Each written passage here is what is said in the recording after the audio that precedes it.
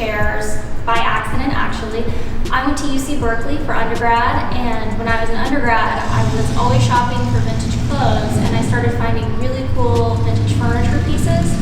And I thought, why is my apartment Target when I can just get this piece of furniture and redo it myself and have something that's really awesome?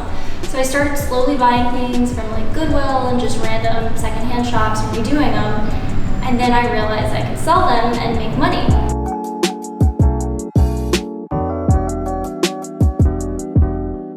So I started doing that, and I moved back to LA after college and was redoing stuff and selling it to make money while I was modeling. And I decided to go to grad school.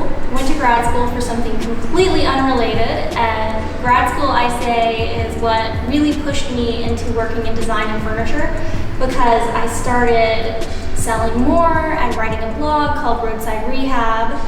And a friend of mine sent my blog, Roadside Rehab, to a design firm, and they actually hired me, and I had no experience in design, to work as an intern, and I ended up working there for a year and a half and fell in love with furniture and learned so much about high-end furniture. And there I was buying really expensive, amazing pieces. And Chair Candy began because my Instagram friends said, stop posting so many photos of chairs.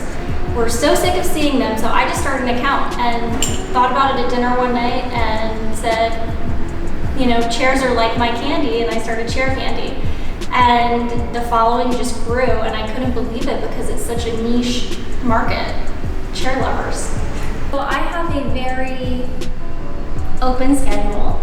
I spend a lot of time out at antique stores, flea markets. I pick up tons of stuff off the side of the road, which is probably embarrassing to other people, but I don't care, I love it. But when I'm actually in the office, my day-to-day is different every day. For example, I'm doing a set of chairs right now, and I have been cutting out comic books, like hours and hours of cutting out comic books, because I'm using comic books and creating the top portion of the chairs. It's actually these guys.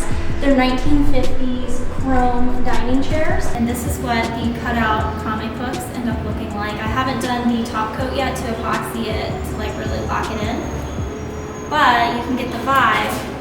And the bottom of the chair is either going to be like blue or yellow, depending on what fabric has like the shortest lead time for ordering.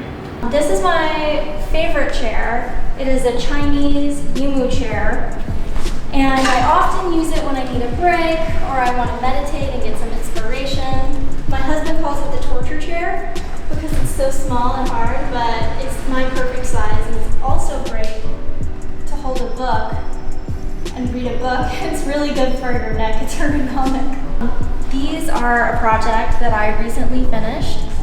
You might have seen it on my Instagram account. These are 1940s theater chairs direct from a theater in Hollywood. I collaborated with an artist named Lillian Grant in Milan. And this is Tironi silk. She makes a lot of home goods and some personal items using Tironi silk. And we went for the ombre effect with the high quality, beautiful silks juxtaposed by the vintage theater chairs. These would be amazing in an entryway, in an office space. They would be even good for a home theater. These I found on the side of the road, and I'm going to redo them, and a dress shop in downtown LA is going to be featuring them in their photo shoots with girls in their gorgeous dresses.